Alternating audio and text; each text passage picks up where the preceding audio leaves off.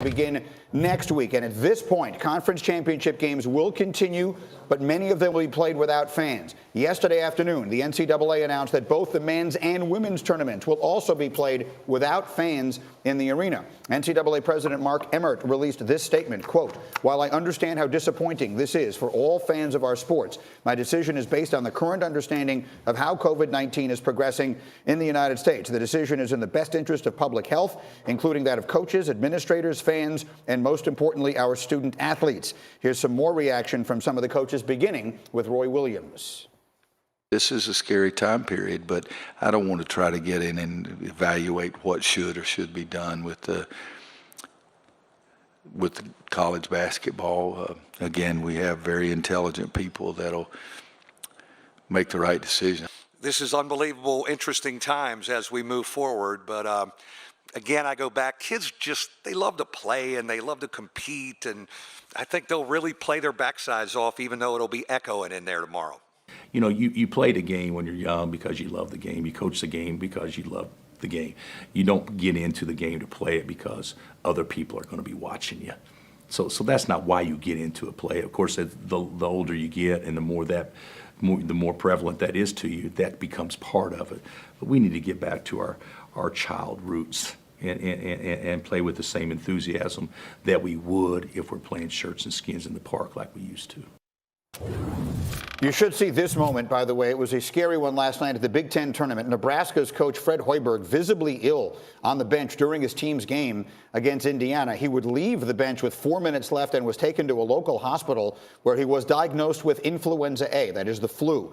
Hoiberg has been released from the hospital and returned to the team hotel. All of that is according to a statement released by the university. So that's where we stand. Again, the men's and women's NCAA tournaments both begin next week. Jay, you touched on it, but I'll give you the floor here. What are your thoughts? We have to have a big picture perspective here and not be narrow-minded, not think short-term gains. And when I think about the NCAA tournament, I hear what Bill Self is saying, and he's accurate.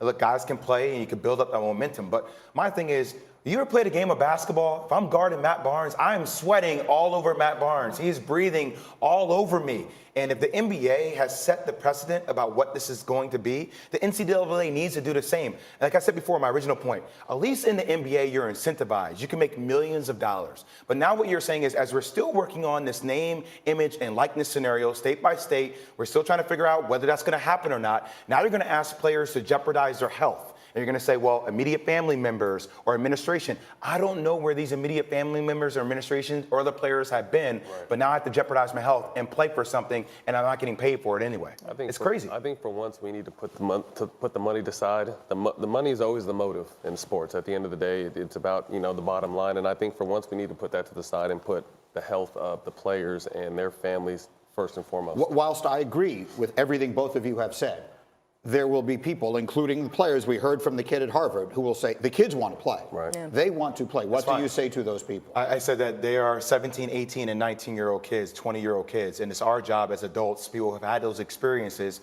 to sit them and reason with them and help them understand the practicality of the matter. That this is a rapid virus that's growing very quickly, and we need to think about this holistically and not just short-term gain. And look, Hoiberg ends up only having influenza A, but either way, that's not a great look to have an adult, a coach, on the sideline coaching through all that. It's tough, and like Jay said, it's tough for these kids. A lot of these college kids, this is their last time ever playing basketball, so you got to understand where they're coming from, the passion they want to play with, but at the same time, we have to understand that this is bigger than sports right now, and we need to really worry about our safety and our families. All right, we are just getting started in our coverage of this morning. As we continue, the situation in Oklahoma City seemed surreal on social media and on television as the game was postponed. What was it like inside the arena? We will ask someone who was there.